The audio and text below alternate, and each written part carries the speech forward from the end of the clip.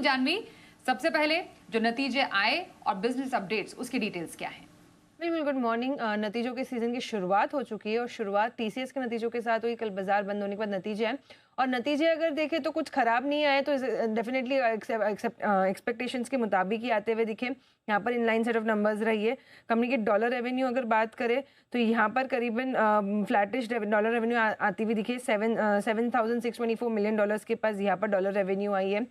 तिमाही आधार पर INR terms में रेवेन्यू अगर देखें तो यहाँ पर 2.2% तक की बढ़त आती हुई दिखी है। 72,275 करोड़ के पास रेवेन्यू दर्ज हुई तिमाही आधार पे।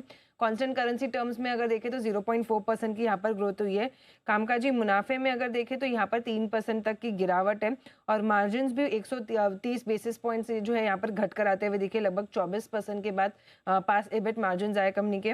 वहीं मुनाफे की बात करें लेकिन यहाँ पर 2.5% तक की गिरावट आई है तिमाही आधार पर। ओवरऑल कंपनी का जो एनालाइज्ड रेवेन्यू है तिमाही आधार पर लगभग 14% बढ़कर आया है।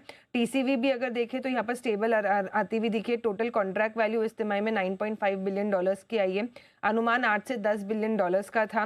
वर्कफोर्स स्ट्रेंथ भी काफ़ी अच्छी आई है। कंपनी की जो वर्कफोर्स स्ट्रेंथ है ये भी काफ़ी एड ऑन होती हुई दिखी है और मैनेजमेंट की जो नियर टर्म गाइडलाइंस आती हुई दिखी है ये भी काफ़ी बाजार को पसंद आती हुई दिख रही है। उन्होंने अपना जो गाइडेंस है ये मेंटेन किया है। जोग्राफिकल वाइज ग्रोथ भी देखे तो काफ़ी यहाँ पर अच्छी आती हुई दिखी है। आनंद राठी वेल्थ, इसके नंबर्स भी कल आए थे। नंबर्स थोड़े मिले जुले फ्रंट पे आए। तो मार्जिन पर हमने देखा कि थोड़ा प्रेशर यहाँ पर बना हुआ था। ओवरऑल कंपनी की जो रेवेन्यू है यहाँ पर 17.5% बढ़कर आई है। कामकाजी मुनाफा लगभग 15% से घटकर आया है और मार्जिन अगर देखें तो 46.5% से घटकर 33.7% के करीब आता हुआ दिखा है। हालांकि मुनाफे में लगभग 74% का बड़ा जंप आया है। तो थोड़े मिले जुले सेट ऑफ नंबर्स है। ऑपरेशनली यहाँ पर वीक परफॉर्मेंसेस आती हुई दिखी है। उसके अलावा कुछ बिजनेस अपडेट्स अभी भी आना बाकी थे जिसमें महिंद्रा एंड महिंद्रा यहाँ पर फोकस रखना होगा क्योंकि जून में जो प्रोडक्शन अपडेट है ये कंपनी ने जारी किया है। प्रोडक्शन अगर देखें तो लगभग 30% बढ़कर 1.1 लाख यूनिट्स के पास आता हुआ दिखा है। यही पिछले साल जून के महीने में 85,200 के करीब अगर देखें तो यहाँ पर प्रोडक्शन के यूनिट्स थे। वहीं मुथूट माइक्रोफिन Q1 का AUM की अगर बात करें तो यहाँ पर 18% की बढ़त आई है। कलेक्शन एफिशिएंसी भी अगर देखें तो 97.9% यहाँ पर रहा है Q1 में और डिसबर्समेंट भी 49% बढ़कर आते हुए दिखे Q1 के तिमाही में। ओके, तो ये तो बड़े जो नतीजे आए उस पर आपने जानकारी दी। अब आज के अहम खबरें और ट्रिगर्स कौन से रहने वाले हैं? बिल्कुल, आज के अहम ट्रिगर्स के साथ अगर शुरुआत करें तो नतीजों में L&T फाइनेंस और इंडियन बैंक के नतीजे आते हुए देखेंगे वायदा कारोबार से। वही कैश में जस्ट डायल और बैंक ऑफ महाराष्ट्र इसके नतीजे आएंगे। एम्फी का भी डेटा जो है रिलीज होने वाला है। जून महीने का जो म्यूचुअल फंड्स का डेटा है आज दोपहर 2 बजे ये रिलीज होगा, तो यहाँ पर भी नजर रखनी होगी। वेल्स इंडिया बोर्ड बैठक में अगर देखें तो फंड जुटाने पर विचार करती हुई दिखेगी कंपनी। और वाटरवेज लेजर आज इनकी बोर्ड बैठक है स्टॉक स्प्लिट पर विचार करने के लिए, तो यहाँ पर नजर रखनी है।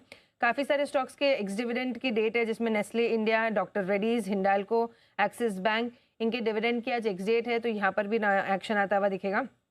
बाकी प्राइमरी मार्केट अपडेट्स में बात करें तो laser power and urban infra यहाँ पर अगर देखें तो आईपीओ का आज दूसरा दिन है। पहले दिन लगभग 16% आईपीओ सब्सक्राइब हुआ है। रिटेल का सब्सक्रिप्शन 23% के करीब रहा है। वही कुसुमगर आईपीओ, इसका भी आईपीओ आज बंद होने वाला है।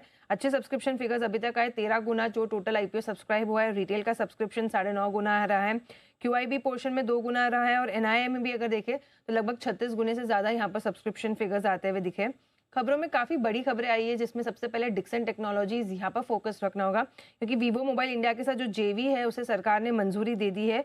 प्रेस नोट 3 2020 के तहत जो है ये मंजूरी मिलती हुई दिखी है। जेवी के लिए अगर देखें तो कंपनी में डिक्सन टेक्नोलॉजी की हिस्सेदारी 51% रहेगी, वीवो की 49% रहेगी और इसी के चलते जेवी के लिए जो एग्रीमेंट है ये भी एग्जीक्यूट कर लिया है कंपनी ने। वहीं प्रीमियर एक्सक्लूसिव्स और अपोलो माइक्रो सिस्टम्स इन दोनों ही कंपनीज पर फोकस रखना होगा क्योंकि प्रीमियर एक्सक्लूसिव्स के प्रमोटर से लगभग 41.3% की जो हिस्सेदारी है ये अपोलो माइक्रो सिस्टम्स खरीदता हुआ दिखेगा। लगभग 1550 करोड़ के ऑल कैश डील में ये अधिग्रहण किया जाएगा और उसके बाद एक मैंडेटरी 26% का जो ओपन ऑफर है ये भी आता हुआ दिखेगा। ओपन ऑफर का जो प्राइस है फिलहाल मौजूदा भाव से लगभग 2.2% के डिस्काउंट पर है। साथ में डॉक्टर रेड्डीज पर भी फोकस रखना होगा, क्योंकि कल जो खबर दी थी कंपनी ने कि सेमाग्लूटाइड के कुछ बैचेस को रिकॉल किया है, उसको लेकर कल कॉनकॉर में सीईओ ने जानकारी दी है कि कंपनी ने इस बार का जो प्रोडक्शन टारगेट है कि सेमाग्लूटाइड का ये कम कर दिया है। Q3 Q4 में अगर देखें तो सप्लाई का वापस कंपनी कर पाएगी। 60 to 70 लाख सेमाग्लूटाइड के इंजेक्शन पेन्स डिस्पोज करने का कंपनी का प्लान है, तो यहाँ पर नज़र रखनी होगी। वहीं टोरेंट फार्मा ने भी अगर देखें तो क्योंकि सीडीएमओ पार्टनर है डॉक्टर रेड्डीज, इन्होंने भी अपनी सेमालिक्स डिस्पोजेबल पेन्स की जो चुनिंदा बैचेस है ये रिकॉल कर दी है, तो यहाँ पर भी नज़र रखनी होगी। कंपनी की तरफ से ये अपडेट आता हुआ दिखा है। ब्लूजेट हेल्थ केयर, कल कंपनी का जो QIP है ये बंद हो गया है। कंपनी ने करीबन 800 करोड़ रुपए जुटाए हैं, 506 रुपए के भाव पे जुटाते हुए दिखे हैं। जो QIBs के नाम सामने आए जिसमें सामयक इन्वेस्टमेंट्स का नाम आता हुआ दिखा है और ICICI प्रूडेंशियल्स।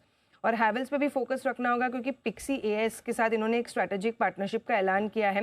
Battery energy storage systems के लिए जो है ये करार करते हुए दिखे। नॉर्वे की जो है ये कंपनी है पिक्सी, इनके साथ इनका ये करार होता हुआ दिखा है।